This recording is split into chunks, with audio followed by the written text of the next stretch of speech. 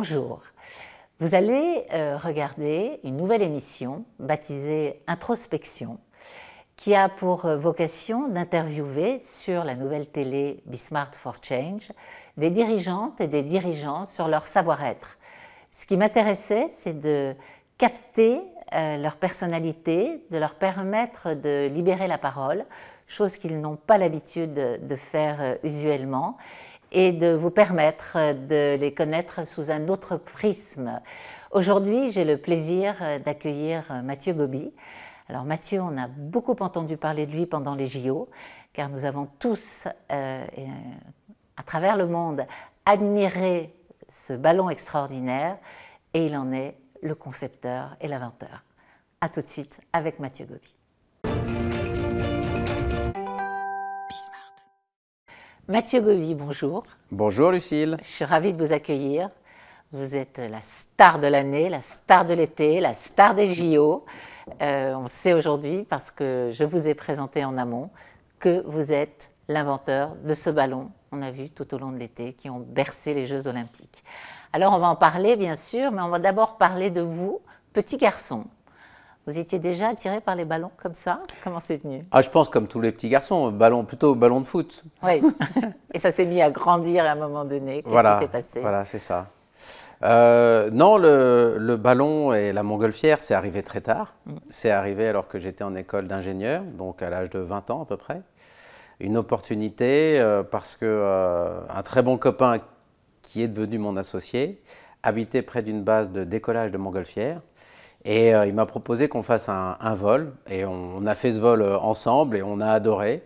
Et on s'est lancé après, on a passé notre brevet d'aérostier, et c'est comme ça que l'aventure du ballon a commencé. Alors juste avant, on va faire un petit peu de rétro-pédalage en arrière. Vous êtes ingénieur, vous êtes X. C'est votre papa qui voulait que vous soyez X, ou c'est venu tout seul comme ça, par vocation? Alors il se trouve que mon père a fait l'X, effectivement, dans les années 60. Lui était issu d'un milieu assez défavorisé, puisque son père était un maçon italien qui avait immigré dans les années 30. Sa maman était concierge d'immeuble. Donc il a étudié dans des conditions difficiles. Il était à Marseille, au lycée Thiers.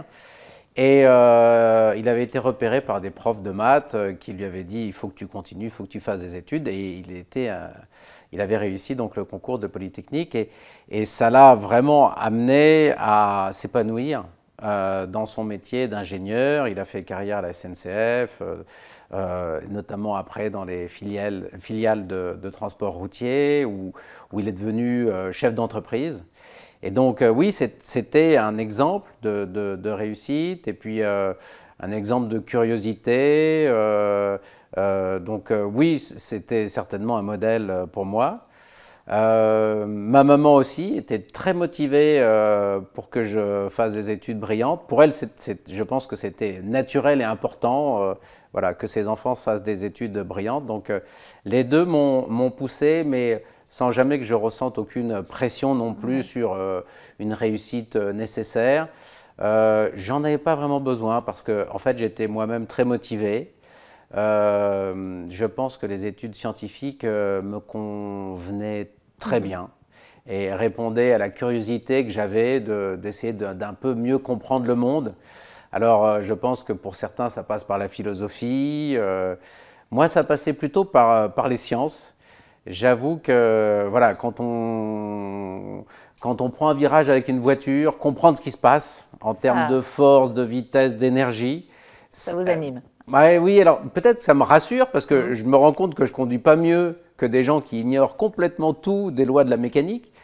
Donc ça rend modeste, mais au moins, voilà, ça me donne le sentiment d'appréhender les phénomènes qui régissent le monde, au moins dans la physique, dans la mécanique, donc dans des choses concrètes qui sont indéniables.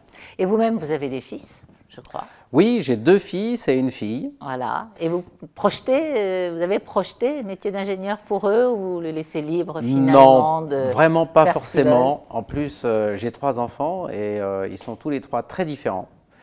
Alors que voilà, ils ont les mêmes parents, ils ont le même environnement d'éducation, et pourtant ils sont très différents. Et je pense que il faut s'appliquer à ce que chacun s'épanouisse vraiment dans sûr. son registre.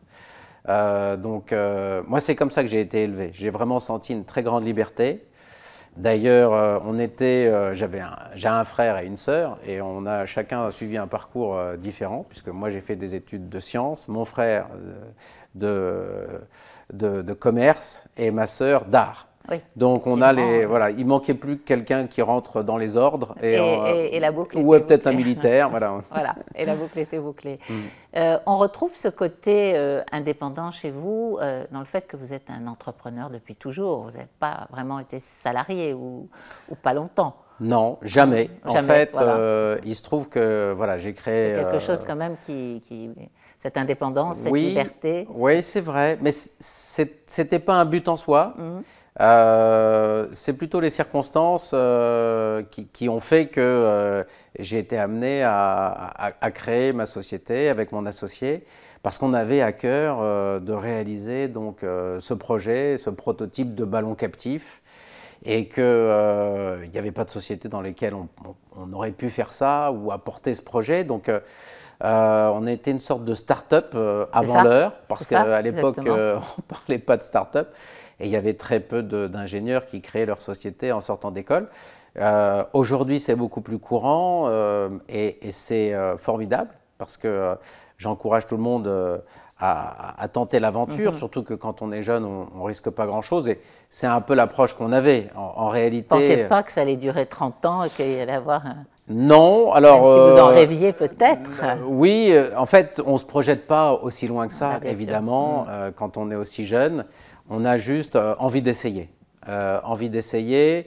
Et là, il y avait une entreprise qui était à la fois technique, puisqu'on réalise un prototype donc d'une machine, on se demande si ça va marcher, et puis après commercial, où il faut évidemment qu'il y ait un sens économique pour que l'aventure se prolonge. Et on va en parler tout à l'heure, elle se prolonge encore et encore. Alors ce qui est étonnant, c'est que votre associé est votre jumeau. Il est né même jour, même année, vous avez passé votre bac ensemble et vous avez fait les mêmes études et vous travaillez depuis 30 ans ensemble. C'est magique ça, c'est une âme sœur avec laquelle on construit sa vie professionnelle. Oui, tout le monde rêve de ça. Je pense que c'est très important, c'est très difficile de s'associer, oui, mais je pense qu'on a avec les amis d'enfance une relation de confiance qui n'a pas beaucoup d'égal. En tout cas, moi j'ai ce sentiment-là, et c'est vrai que ça fait 30 ans qu'on travaille ensemble, qu'on est à la fois très semblables, parce qu'on a exactement le même âge, on a vécu aux mêmes endroits, on a fait les mêmes études. On a le même signe astrologique, donc évidemment, puisqu'on est les mêmes jours. Oui. Donc normalement, les étoiles devraient nous pousser dans la même direction. Et en même temps, on est assez complémentaires aussi. On a des goûts un peu différents, des appétences un peu différentes. Et c'est à la fois voilà, cette complémentarité et aussi des liens communs qui font que l'association fonctionne. C'est une grande chance d'avoir une association réussie parce qu'on sait à quel point c'est difficile. Mathieu, on va marquer une petite pause et on se retrouve juste après. Donc Mathieu, on l'a compris, vous êtes à l'initiative de ce ballon que nous avons vu pendant les Jeux Olympiques et j'ai cru savoir que le jour 1 du lancement, vous n'aviez pas fait de répétition. Oui, on n'avait pas essayé en vraie grandeur sur place l'ensemble du dispositif. Alors comment vous étiez, qu'est-ce que vous ressentiez? Parce qu'il y avait quand même des milliers de yeux qui vous regardaient là. Oui. Alors c'était stressant, évidemment.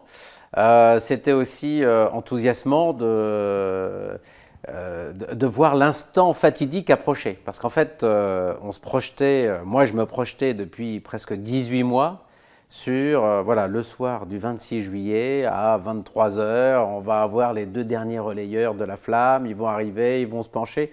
Et là, il faut appuyer sur le bouton, il faut que ça s'allume. Et il pleut des cordes. Et puis après, alors voilà, après il y avait la météo, il faut appuyer sur l'autre bouton et il faut que ça décolle. Et effectivement, c'est très étonnant de voir comme ça une échéance s'approcher de façon inéluctable, d'avoir tous les aléas du direct, de conserver la surprise aussi vis-à-vis de presque tout le monde. On était une équipe très restreinte à connaître l'existence du ballon et ce projet de faire voler la vasque. C'était évidemment très ambitieux. Les gens qui ont pris cette décision chez Paris 2024 ont eu beaucoup de culot, moi je trouve, mais ils ont eu raison, puisque la magie a opéré, tout a bien fonctionné, et que la surprise a été complète et que l'effet, il a dépassé même ce qu'on attendait. Donc beaucoup de stress, beaucoup de satisfaction, beaucoup de soulagement aussi, au moment où tout se passe bien.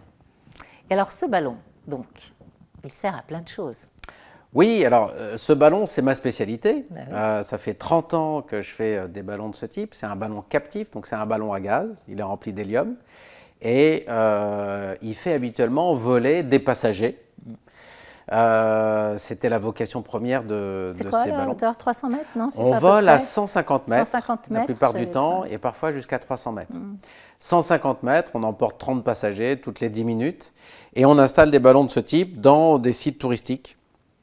Soit des grandes villes, dans des parcs. Donc Orlando, je crois que vous êtes à Orlando. On est à Orlando, à Disney. Donc ça, c'est des sites touristiques majeurs. Il y a Disney Orlando, il y a Disney Paris.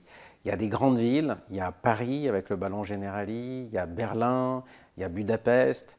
Et puis après, il y a des parcs d'attractions. Il y a des sites archéologiques. On a un ballon au temple d'Angkor, au Cambodge, qui est magnifique. Et ça, c'est très populaire. Les gens adorent. Oui, alors ces ballons, ça fait 30 ans que j'en fais. J'ai commencé à Chantilly, près du château, et puis après sur les villes et sur les sites touristiques. En fait, c'est l'aéronef le plus écologique au monde. Hein, oui, puisque, et l'écologie, on sait que c'est quelque chose d'important. Voilà, et c'est devenu de plus en plus important. C'est une installation qui est entièrement électrique. Hein, le ballon vole, en fait, c'est l'hélium qui est plus léger que l'air et donc qui fait monter le ballon. Et après, on a une petite machinerie électrique qui le fait redescendre. Donc, on est dans quelque chose qui est très doux, qui est totalement silencieux, qui émet quasiment pas de CO2, un tout petit peu d'énergie pour faire redescendre le ballon. Donc, c'est un message aussi de respect de la nature, de l'environnement. C'est une façon de s'élever qui est douce, qui est accessible à tout le monde. Ce n'est pas une aventure, on n'est pas en train de faire une cascade.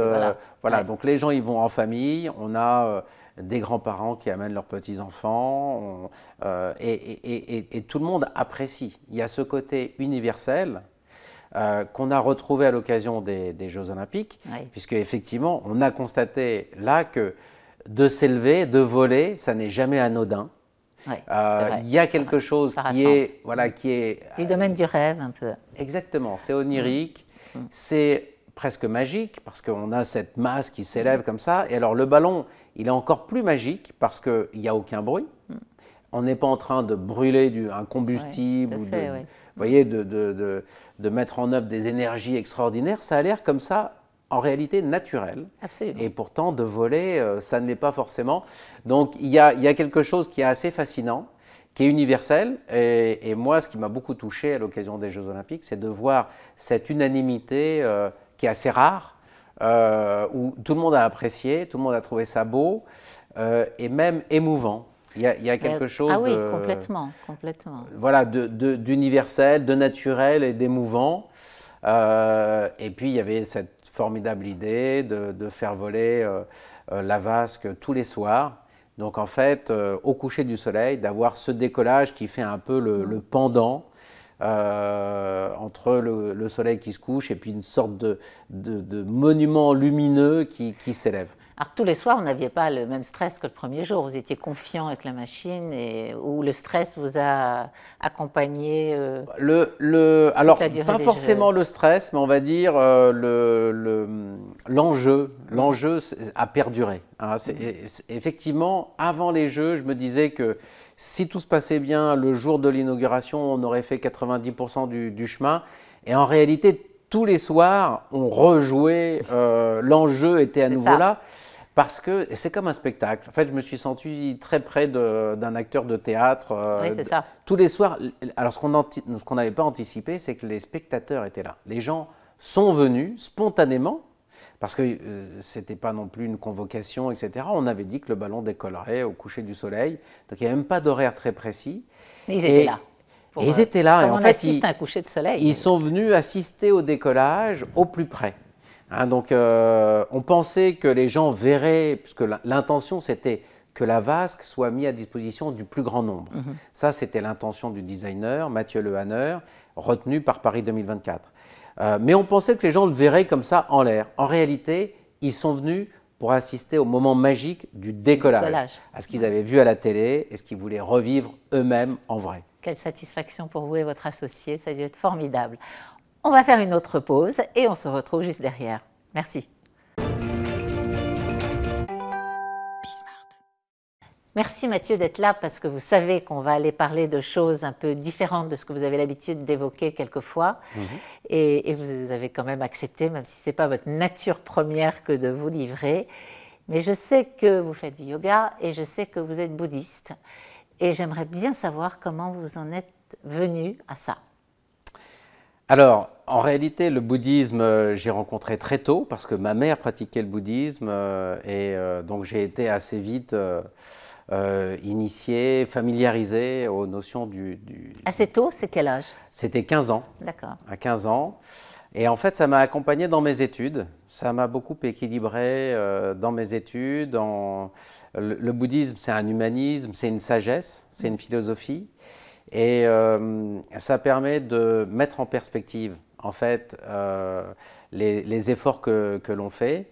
Et ça a été le cas pour mes études, c'est encore le cas aujourd'hui dans ma vie. Est-ce que vous continuez à pratiquer aujourd'hui? Oui, je pratique. Donc c'est un bouddhisme assez simple d'accès. Alors comment c'est quoi? Parce que beaucoup d'auditeurs qui nous écoutent alors vous disent c'est des récitations sonores, c'est un mantra que je répète. Ça dure à peu près une dizaine de minutes le matin et le soir.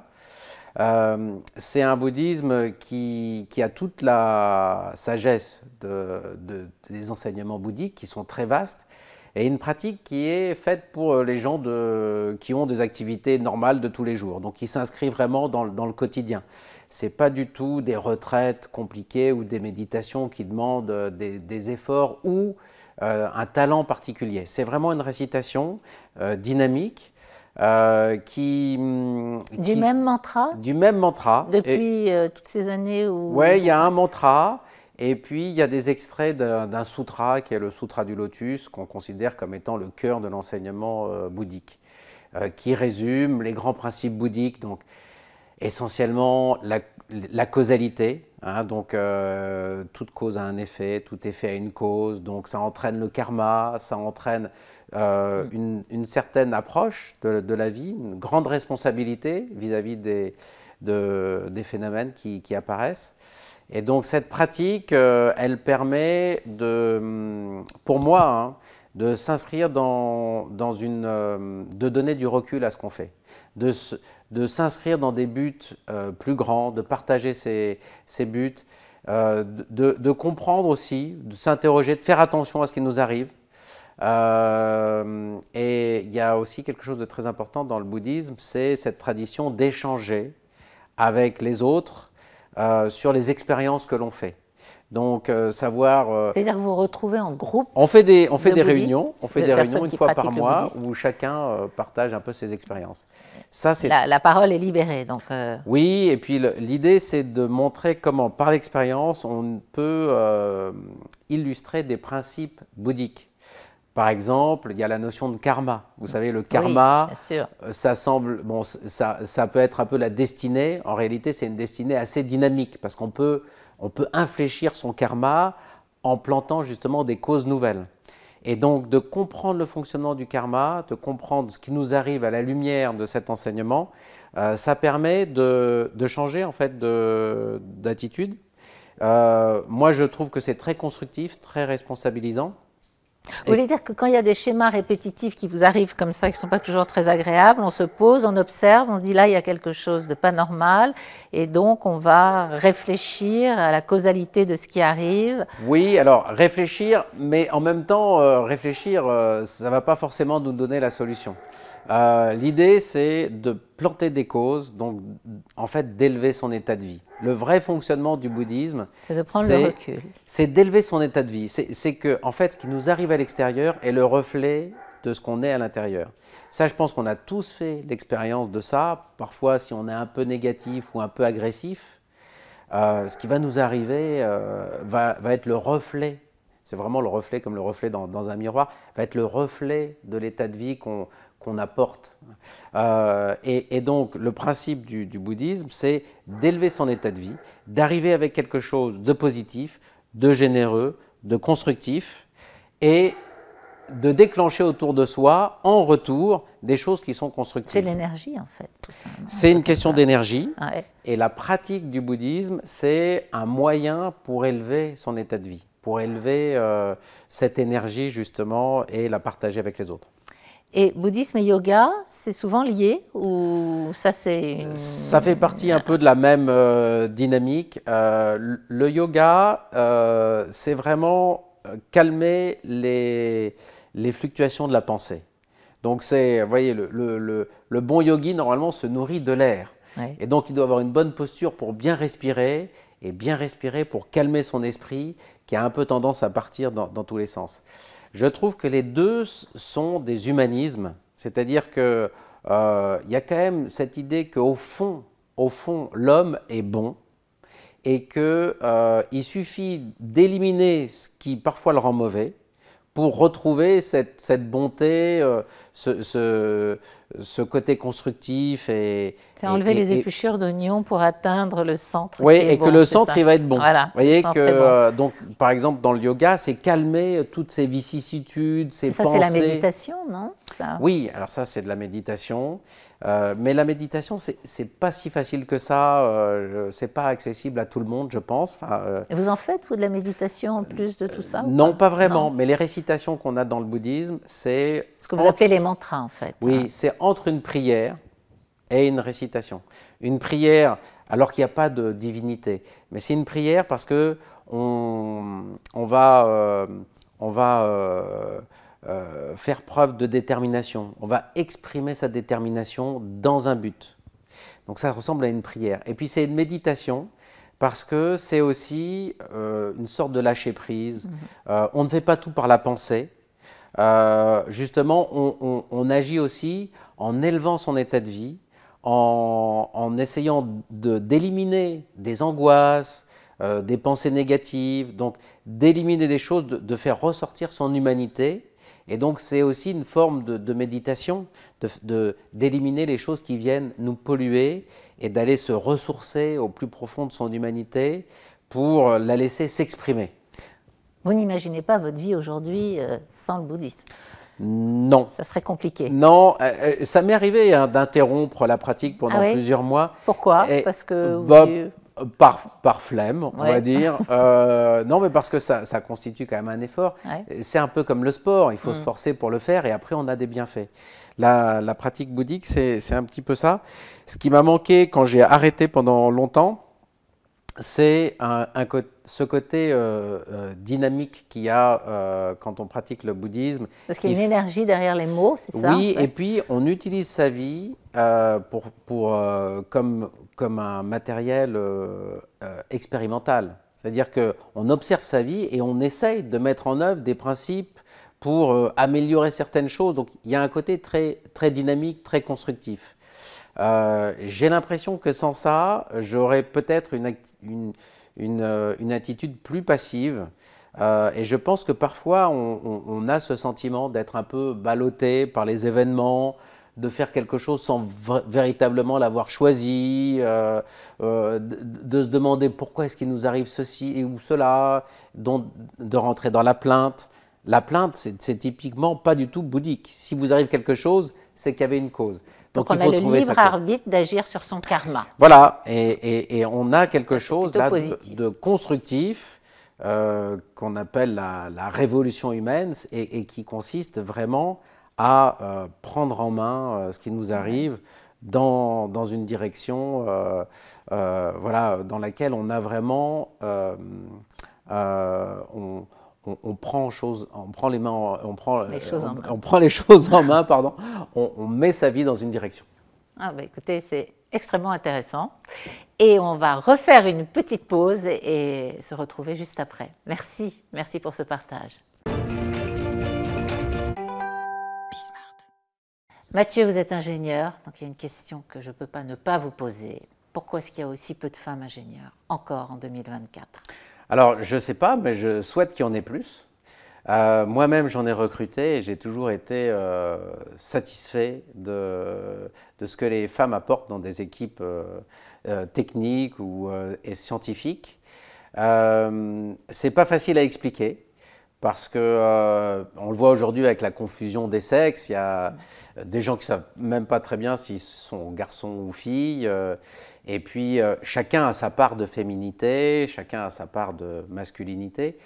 Mais j'ai l'impression que s'il y avait quelque chose à faire ressortir peut-être, c'est que les femmes, lorsqu'elles leur manque une des capacités qui est demandée pour un poste, eh ben, elles ne vont pas y aller. Ah bah oui, ça je le constate aussi. Elles vont s'interdire d'y aller, ouais, par honnêteté intellectuelle, alors que le garçon, il va plutôt y aller en se disant… Et il a raison, il faut avoir de l'audace. Et il a raison. Donc les filles devraient oser autant. Mais à l'inverse, lorsqu'elles y vont, c'est qu'elles ont bien toutes les capacités qui étaient demandées. Et donc, moi, je trouve que les femmes, les filles avec lesquelles j'ai été amené à travailler ont souvent, presque toujours, fait preuve d'une très grande fiabilité. Et donc, ça, c'est une qualité extraordinaire dans le travail. Donc oui, recruter des filles ingénieurs, je le conseille à tous les chefs d'entreprise. Et puis d'une façon générale, on a besoin d'une très grande variété, d'une grande mixité, à la fois dans les sexes, mais aussi culturellement, socialement, de prendre des gens issus d'origines différentes, c'est toujours une richesse. On ne sait pas très bien à quoi elle va mener, mais en réalité, on est souvent surpris. Et agréablement surpris. Et agréablement surpris par ce que ça apporte à une équipe. Merci Mathieu de vous être prêté à cet entretien. Je sais que ce n'était pas facile pour vous au début de vous livrer comme ça, mais vous l'avez fait et j'y suis très sensible. Merci à vous tous les auditeurs et rendez-vous dans un mois pour une nouvelle émission Introspection avec une invitée de marque.